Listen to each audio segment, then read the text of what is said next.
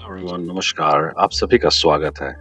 और आज का हमारा विषय है माँ बाप के जाने के बाद जब भाई ही दुश्मन बन जाते हैं।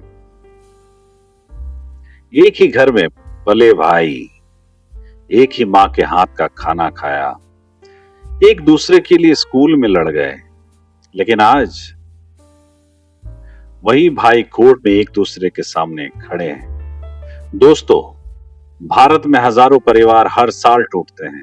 कारण ना कोई बाहरी दुश्मन, ना कोई हादसा, बस माँ बाप के जाने के बाद जमीन, घर, सोना और संपत्ति का बंटवारा। आज का यह पॉडकास्ट सिर्फ प्रॉपर्टी डिस्प्यूट पर नहीं है, यह उस दर्द पर है जहां रिश्ते धीरे धीरे खत्म हो जाते हैं, जहां त्योहार खत्म हो जाते हैं, कजिन्स अलग हो जाते हैं और दादाजी का घर जो कभी हंसी से भरा रहता था, आज ताले और कोर्ट केस में बदल जाता है।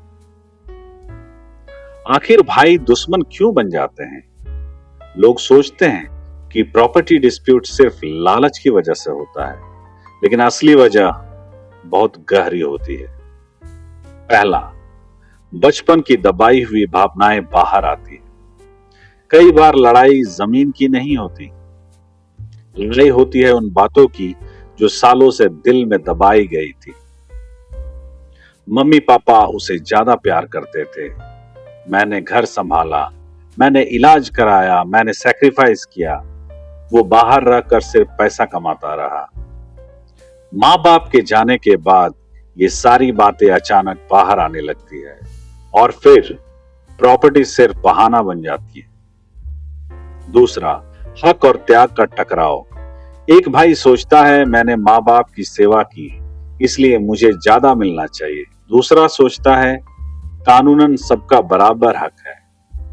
दोनों अपने हिसाब से सही होते हैं, लेकिन जब भावनाएं और कानून टकराते हैं तो परिवार टूटने लगता है। 3, रिश्तेदार और बाहरी लोग आग लगा देते हैं। तू बेवकूफ है क्या? सब अपने नाम कर ले, बाद में कुछ नहीं मिलेगा। ऐसी बातें धीरे धीरे जहर बन जाती है और फिर भाई भाई नहीं रहता, ओपोनेंट बन जाता है। सबसे ज्यादा नुकसान किसका होता है? बच्चों का। कजिन्स अलग हो जाते हैं, त्योहार खत्म हो जाते हैं, परिवार का व्हाट्सएप ग्रुप तक साइलेंट हो जाता है। माँ का, हर माँ चाहती है कि उसके बच्चे साथ रहें, लेकिन कई माँओं की सबसे बड़ी डरावनी कल्पना सच हो जाती है। उनके जाने के बाद बच्चे एक दूसरे के दुश्मन बन जाते हैं। मानसिक स्वास्थ्य का, प्रॉपर्टी डिस्प्यूट सिर्फ लीगल बैटल नहीं है, ये एंजाइटी देता है, ब्लड प्रेशर बढ़ाता है, डिप्रेशन देता है, नींद छीन लेता है, इंसान को इमोशनली खत्म कर देता है। कई लोग सालों तक कोर्ट के चक्कर लगाते रहते हैं और अंत में समझ आता है हमने प्रॉपर्टी बचाई लेकिन परिवार खो दिया। सबसे बड़ी गलतियां जो परिवार करते हैं। पहला, बाद में देखेंगे। इंडियन फैमिलीज की सबसे डेंजरस लाइन। पेरेंट्स सोचते हैं बच्चे समझदार हैं, आपस में बांट लेंगे, लेकिन रियलिटी अलग होती है। साइलेंस फ्यूचर वार बन जाता है। दूसरी गलती, सिर्फ एक बच्चे को सब डॉक्यूमेंट्स देना। जब registry, papers, bank details, lockers, सब कुछ सिर्फ एक बच्चे के पास होता है तो बाकी सिबलिंग्स इनसिक्योर महसूस करते हैं और सस्पिशन शुरू हो जाता है। तीसरी गलती, वर्बल प्रॉमिसेस। ये जमीन बड़े बेटे की, छोटे को बिजनेस देंगे, लेकिन कुछ रिटर्न नहीं। बाद में मेमोरीज बदल जाती हैं, इंटरप्रिटेशंस बदल जाते हैं, लड़ाई शुरू हो जाती है। अब सबसे जरूरी हिस्सा, रिश्ते बचाने के प्रैक्टिकल सॉल्यूशंस। सबसे पहला, पेरेंट्स समय रहते साफ विल बनवाएं। ये सबसे पावरफुल सॉल्यूशन है। एक क्लियर और लीगली प्रॉपर विल कंफ्यूजन कम करती है, मैनिपुलेशन रोकती है, फ्यूचर डिस्प्यूट्स कम करती है। लेकिन सिर्फ विल बनाना काफी नहीं, उसमें क्लैरिटी होनी चाहिए। कौन सी प्रॉपर्टी किसको किसे मिलेगा, एंसेस्ट्रल और सेल्फ अर्न प्रॉपर्टी अलग हो, सिग्नेचर्स प्रॉपर हो। दूसरा, प्रॉपर्टी डिस्कशंस को टैबू मत बनाइए। इंडियन फैमिलीज में प्रॉपर्टी पर बात करना अनकंफर्टेबल माना जाता है, लेकिन साइलेंस सबसे डेंजरस चीज है। पेरेंट्स को बच्चे के साथ बैठकर खुलकर बात करनी चाहिए। किसको क्या मिलेगा, क्यों मिलेगा, एक्सपेक्टेशंस क्या है। हाँ, ऑकवर्ड लगेगा, लेकिन कोर्ट से कम पेनफुल होगा। तीसरा, ट्रांसपेरेंट एसेट लिस्ट बनाइए। एक डॉक्यूमेंट तैयार कीजिए जिसमें हो जमीन की details, registry copies, bank accounts, lockers, FD, loans, nominees, ताकि फ्यूचर कंफ्यूजन ना हो। सभी बच्चों को इंफॉर्मेशन बराबर दें। कभी भी बच्चा ऐसा फील ना करे कि सब कुछ छुपाया जा रहा है। इंपॉर्टेंट डॉक्यूमेंट्स सभी हेयर्स के पास कॉपीज हो, डिस्कशंस जॉइंटली हो, सीक्रेसी अवॉइड की जाए, ट्रांसपेरेंसी ट्रस्ट बनाती है। फैमिली सेटलमेंट डीड बनाइए। कोर्ट जाने से पहले आपस में रिटर्न सेटलमेंट कीजिए। कौन क्या लेगा, किस हिस्से पर किसका अधिकार होगा, सब लिखित में तय कीजिए। यही मैच्योर फैमिली की पहचान है।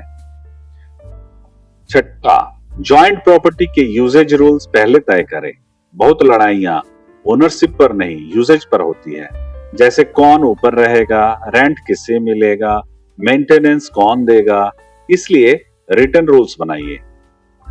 सातवां, बेटियों को इग्नोर मत कीजिए। आज डॉटर्स का भी इक्वल लीगल राइट है, लेकिन कई फैमिलीज अभी भी इमोशनली उन्हें अलग कर देती हैं। यही फ्यूचर कॉन्फ्लिक्ट शुरू होता है। बेटियों को डिस्कशंस में शामिल करें, रेस्पेक्ट दें, प्रॉपर कंसेंट और डॉक्यूमेंटेशन रखें। आठवां, एल्डरली पेरेंट्स को मैनिपुलेशन से बचाइए। कई बार एक बच्चा इमोशनली कंट्रोल करता है, सीक्रेट सिग्नेचर्स करवाता है, प्रॉपर्टी ट्रांसफर करा लेता है, फिर पूरा परिवार टूट जाता है। इसलिए इंडिपेंडेंट लॉयर रखें, वीडियो डॉक्यूमेंटेशन रखें, मेडिकल फिटनेस सर्टिफिकेट रखें, ताकि बाद में कोई डिस्प्यूट ना हो। केयर गिवर चाइल्ड की फीलिंग समझिए। अगर एक बच्चा पेरेंट्स का इलाज करा रहा था, हॉस्पिटल ले जा रहा था, फाइनेंशियली सपोर्ट कर रहा था, तो उसकी इमोशंस जेन्युइन हो सकती है। फैमिली को ओपनली डिस्कस करना चाहिए। क्या कॉम्पेंसेशन होगा, रिइंबर्समेंट हो गया, प्रॉपर्टी एडजस्टमेंट होगा। साइलेंस बिटरनेस बन जाता है। 10वां, व्हाट्सएप और पब्लिक इंसल्ट से बचिए। आजकल लोग screenshots, recordings, family group fights से रिश्ते परमानेंटली खत्म कर देते हैं। प्रॉपर्टी डिस्कशन कभी पब्लिक ह्यूमिलिएशन नहीं बनना चाहिए। 11वां, कोर्ट को लास्ट ऑप्शन रखिए। कोर्ट पैसा खाता है, समय खाता है, मानसिक शांति खत्म करता है, और कई बार 15 से 20 साल निकल जाते हैं। पहले कोशिश करें मेडिएशन, elders, neutral lawyer, family meeting. सबसे बड़ा साइकोलॉजिकल ट्रूथ, कई बार लोग प्रॉपर्टी नहीं बचा रहे होते, वे अपनी इंपॉर्टेंस बचा रहे होते हैं। उन्हें लगता है अगर मेरा हिस्सा कम हुआ तो मेरी इज्जत कम हो जाएगी। यही ईगो रिश्तों को खत्म कर देता है। याद रखिए, माँ बाप की सबसे बड़ी विरासत जमीन नहीं, पैसा नहीं, सोना नहीं, बल्कि भाई बहनों का साथ होता है। अगर वही खत्म हो गया, करोड़ों की प्रॉपर्टी भी बेकार लगती है, क्योंकि अंत में इंसान को अपना घर नहीं, अपने लोग चाहिए होते हैं। वसीयत सिर्फ संपत्ति नहीं बांटती, वो आने वाले पीढ़ियों का रास्ता भी तय करती है। इसलिए फैसला ऐसा कीजिए कि घर के कमरे अलग हों, लेकिन दिल अलग ना हो। अगर आपको यह पॉडकास्ट मीनिंगफुल लगा हो तो इसे अपने परिवार और दोस्तों के साथ जरूर शेयर करें। हो सकता है एक बातचीत एक घर टूटने से बचा ले। धन्यवाद। अपना ख्याल रखें, अपने परिवारों का ख्याल रखें।